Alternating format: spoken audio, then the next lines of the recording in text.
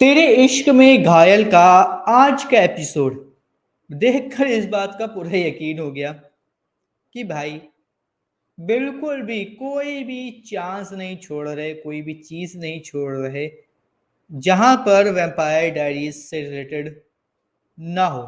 आज के एपिसोड में तो हर एक चीज डिट्टो कॉपी की गई है।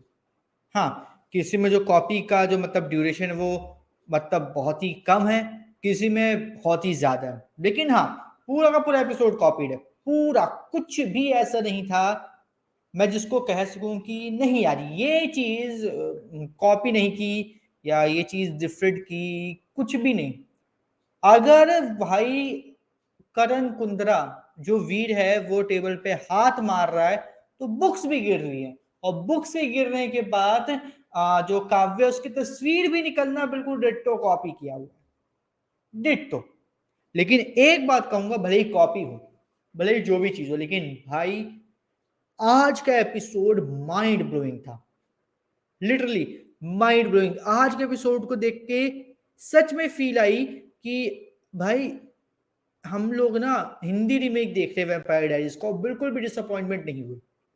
प्रॉपर कॉपी किया हुआ है, इसमें कोई डाउट नहीं। और आज के एपिसोड को देखने के बाद मैं बोलूंगा कि भाई कुछ गलत भी नहीं किया कॉपी करके, लेकिन जो फील दी है ना वो भाई सच में ऐसा लगा कि वैम्पायर डायरीज के हम लोग एक्चुअल एपिसोड्स का रीमेक देख रहे हैं हिंदी में, सीरियसली। और एक्टिंग भाई साहब माशाल्लाह, बहुत मजा आया देखने में, बहुत ज्यादा। कश्मीर की हो या फिर क्या कहते हैं करण कुंद्रा की हो, या उसके बाद जो हमें क्या कहते हैं ईशा का रोल देखने को मिला उनकी हो, या फिर जो सारा है उनका रोल देखने को मिला, जितने भी तीन चार रोल थे, इन तीनों चारों रोलों को इतना ज्यादा मतलब अच्छी तरीके से एक्सेल किया गया भाई, mind blowing, seriously mind blowing. और ऐसा नहीं कि मतलब जैसे वैम्पायर डायरीज में दिखाया गया था उससे मतलब थोड़ा सा खराब दिखाया गया, नहीं। वैम्पायर डायरीज की तरीके तो मतलब खुल्लम खुल्ला चीजें नहीं दिखाई जा सकती, ऑब्वियस सी बात है कि इंडिया का कल्चर ऐसा नहीं है, लेकिन तब भी बहुत ही उसके क्लोज रखने की कोशिश की गई, बहुत ज्यादा। और बहुत ज्यादा मजा है। भाई स्टोरी की बात करें तो भाई स्टोरी में हमें ये देखने को मिला था कि क्या कहते हैं, सॉरी, वीर है। वीर पहुंच चुका है ईशा के घर पे, जहाँ पे ईशा और जो क्या कहते हैं योगिनी जी हैं वो वहां पर हैं, और वहां पे क्या करने वाला था, वो योगिनी को लेके और ईशा को लेके जाने वाला था काव्या को जिंदा करने। तो भाई वो वहां से निकल मतलब पकड़ लेता है उनको, वो लेके जाने वाला था, तभी यहाँ पे हो जाती है एंट्री अरमान की, क्योंकि अरमान को जो उनकी जो घर की केयर टेकर है वो बता देती हैं कि भाई देखो जो वीर है उसको पता चल चुका कि काव्या का, तो उनको जिंदा करने जा रहा है, उसको पता है क्या क्या कर रहा है। बस तो वो जाता है फटाफट, अरमान वहां पे रोकता है, और बहुत ही मतलब चालाकी से वीर को ये बोल देता है कि देखो भाई तुम्हें काव्या का पता भले ही लग गया, लेकिन तुम ये श्योर नहीं कि काव्या अभी भी वहां पर है कि नहीं। क्या पता मैंने काव्या को हटा दिया हो, क्या पता काव्या वहां पर हो ही ना, क्या पता काव्या कोई मतलब कुछ कर दिया हो, कुछ भी हो सकता है काव्या से रिलेटेड। तो ये चीज ना देखने में सीरियसली यार मजा आया, बहुत ज्यादा मजा आया, क्योंकि ऐसे ही एग्जैक्ट सीन ना हमें वैम्पायर डायरीज में भी देखने को मिला था, सीरियसली। और वो भी सीन ना भाई मजेदार था, ठीक है। लेकिन यहाँ पे क्या है, यहाँ पे थोड़ी सी जल्दी दिखा देगा, पहले दिखा देगा, उसमें थोड़ा सा बाद में दिखाया गया था, लेकिन जो भी हो अच्छी तरीके से स्टोरी में फिट हुआ। इसके बाद जो हमें चीज देखने को मिली वो ये देखने को मिली कि जो ईशा है और जो योगिनी जी हैं उनके बीच में कन्वर्सेशन होती है। योगिनी जी ये पूछती है भैया कि चल क्या रहा है तुम लोगों के बीच में, तुम्हारे बीच में कुछ चीज़ें समझ में नहीं आ रही, क्या चल रहा है बताओ, मुझे बताओ। तो ईशा बोल देती है कि भाई मैं तुम्हें बाद में बताऊंगी, अभी नहीं बताऊंगी, ठीक है, थोड़ी टाइम बाद में पक्का बताऊंगी। इसके बाद क्या होता है, ईशा चली जाती सोने, और जब सो के उठती है, और मेरे ख्याल से सो के उठ भी नहीं पाती, वो क्या होता है रात को सो नहीं पा रही होती है, और तभी क्या होता है वो जाती है क्या कहते हैं ओबराय मैंशन, और वहाँ पे जाके अरमान से मिलती है, अरमान से बात करती है।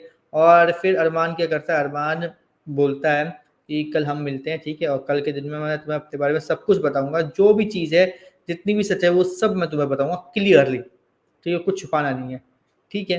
अब यहाँ पर क्या होता है, यहाँ पे हमें देखने को मिलता है कि भाई अरमान जो अगले दिन मिलता है फिर ईशा से, ईशा को फिर ले जाता है जो उसका सबसे पुराना घर था जहाँ पे वो पहले रहते थे, वहां पे ले जाता है। और वहां पे भी जो चीज़ हमें देखने को मिली ना सच में यार वैसी ही एग्जैक्ट चीजें, डिट्टो कॉपीड हमें वैम्पायर डायरीज में देखने को मिली थी।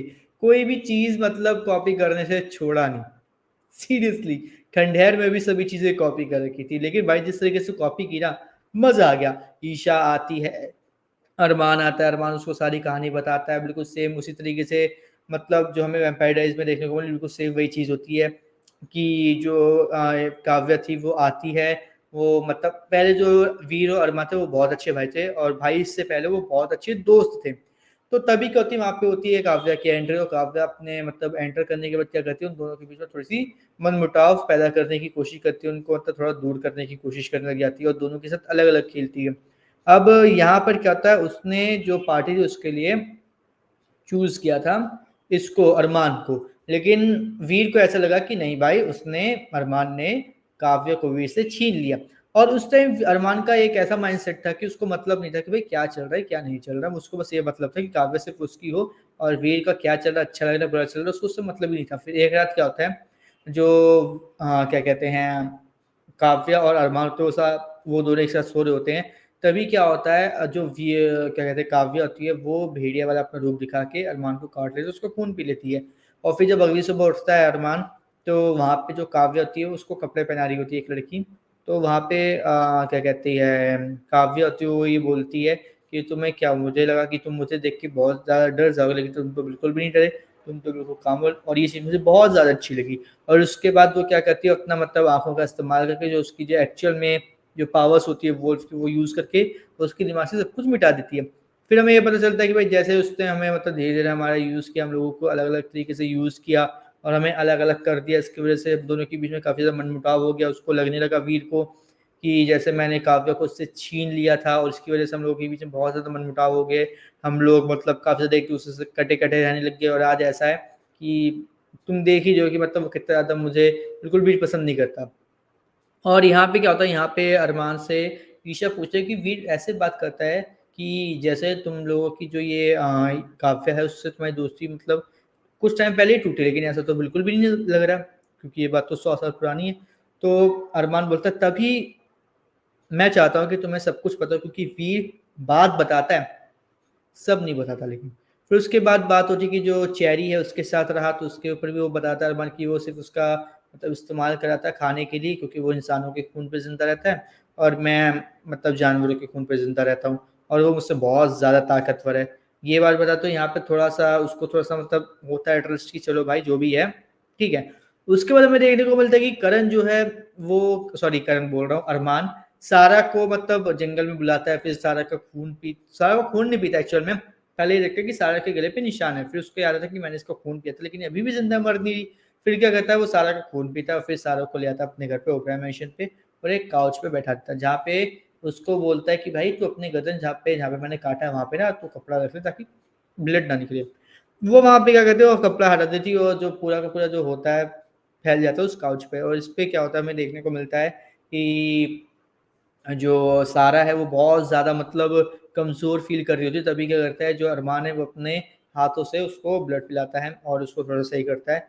फिर हमें नज़र आता है कि उसको होश आ गया सारा को और थोड़ी-सी मतलब वो ठीक हुई है, फिर सारा उठ के फटाफट बोलती है कि तुमने मतलब मेरा ब्लड पिया तो तुम बहुत ज़्यादा अच्छी हो चुकी हो, ठीक है? तुम्हें बहुत ज़्यादा मज़ा आ रहा होगा। अब ऐसा करो तुम पहले जाके एक बार शावर ले आओ, फिर हम बात करेंगे। फिर उसके बाद सारी बातें होती हैं, फिर वो बताता है कि मैंने ऐसा मतलब जो तुम्हारे फ्रेंड्स के साथ पार्टी हो रही थी, वो बहुत ज़्यादा बोरिंग पार्टी हो रही थी, वो अपनी ज़बानी का इस्तेमाल नहीं कर रहे थे, तो मैंने इसलिए उनको मार दिया और उससे मेरी भूख भी मिट गई, लेकिन अब वो कर क्या रही थी, लेकिन तुम तो मरने का नाम ही नहीं ले रही, इसलिए मैंने तुम्हें अपना खून पिलाया। फिर उसके बाद क्या होता है, वो दोनों एक-दूसरे का खून पीते हैं, ठीक है? और मतलब ये दिखता है कि भाई साहब, कहानी उन लोगों के बीच में सही बातें एक साथ शेयर कर रहे हैं। कोई ये एंगर इश्यू नहीं देखने को मिल रहा वीर का कि मतलब वो ज़्यादा जैसे भड़क जाता है काफ़ी लोगों के ऊपर, वो चीज़ हमें देखने को मिलता है, वो बंदा शांत काफ़ी ज़्यादा देखने को मिलता है। अब क्या होता है वैसे ही डांस-वांस कर रहे होते हैं बिल्कुल और मतलब पूरी मस्ती कर रहे होते हैं, तभी क्या करता है जो वीर होता है, वो क्या कहते हैं ईशा का जो मतलब ईशा की जो गर्दन है वो तोड़ देता है। यहाँ पे मुझे एक बहुत गंदी चीज़ लगी कि जब ईशा की गर्दन तोड़ रहा है वो भाई साहब, तो ईशा की गर्दन की हड्डियों के टूटने की आवाज़ नहीं है। बिल्कुल साइलेंटली हो गया, वो गिर गई सारा। तो यहाँ पे ना ये चीज़ गलत लगी। यहाँ पे अगर आप सारा की गर्दन को तोड़ रहे हो तो हड्डियों की आवाज़ के इफ़ेक्ट्स डाल देने चाहिए थे। इतनी मतलब आलसपन नहीं करना चाहिए।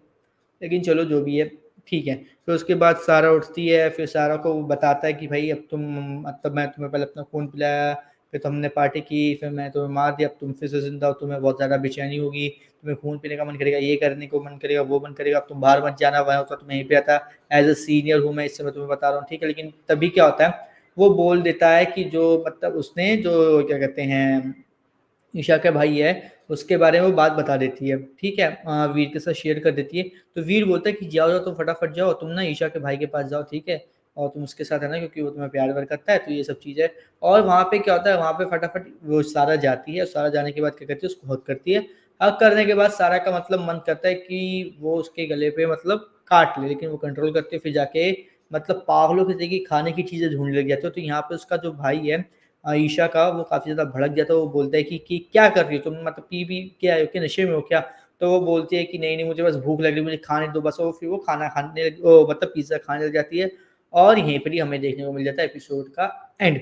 लेकिन यहाँ पर मुझे एक जो सबसे बड़ी मतलब अजीब-सी चीज़ देखने को मिली, वो ये कि हमें इस एपिसोड में एक और कैरेक्टर देखने को मिलता है, पुलिस वाले और मेड के अलावा। लेकिन अब वो कैरेक्टर कौन है, क्या है, वो यहाँ पे क्यों आया, कैसे है, उसको भेड़ियों के बारे में कैसे पता है, उसको चांदी की गोलियों के बारे में कैसे पता, उसको कंपास के बारे में कैसे पता, उसने कंपास को कैसे चेक किया, कुछ भी इसके बारे में हमें डिटेल में नहीं पता चला। बस हमें ये पता चला कि भाई वो इनके साथ है, उसको सब कुछ पता है, वो उसको लेके जंगल में मारने के लिए। तो ये चीज़ थोड़ी-सी गलत लगी, इस चीज़ को थोड़ा-सा एक्सप्लेन करना चाहिए था, वरना अब हम कन्फ्यूज़न में हैं, भाई वो बंदा है कौन?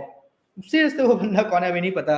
कि भाई वो बंदा है कोई ना कोई, इतना पता है। अबे आने वाले एपिसोड को देखने में और ज़्यादा मुझे मज़ा आने वाला है, क्योंकि आगे आने वाले एपिसोड को भी वैम्पायर डायरीज़ से काफ़ी ज़्यादा मतलब कॉपी किया हुआ है, नॉर्मल सी बात है। तो वो चीज़ देखने के लिए मैं काफ़ी ज़्यादा एक्साइटेड हूँ कि जो आज का एपिसोड हमें देखने को मिला, बिल्कुल यार कॉपी आपने एग्जैक्ट किया, लेकिन एग्जैक्ट कॉपी करने के बाद भी आपने सिर्फ एक मिस्टेक की कि गर्दन जब टूट रही थी उसमें हड्डी की आवाज नहीं की। अगर उस मिस्टेक को भी कर देते, मैं सीरियसली बोल रहा हूँ, आज का एपिसोड माइंड ब्लोइंग था। आप मैं बोलता छोड़ो यार वैम्पायर डायरीज, देसी वैम्पायर डायरीज को देखो भाई, इश्क में घायल, भाई मजा आ गया एपिसोड देखने में सीरियसली। आपको कैसा लगा आज का एपिसोड इश्क में घायल का, हमें कमेंट करके जरूर बताओ। इसी तरीके की अपडेट्स रहने के लिए हमारे चैनल को सब्सक्राइब कर लीजिए, बेल आइकन को दबा लीजिए, ताकि आपसे मिस ना हो हमारा कोई भी लेटेस्ट अपडेट।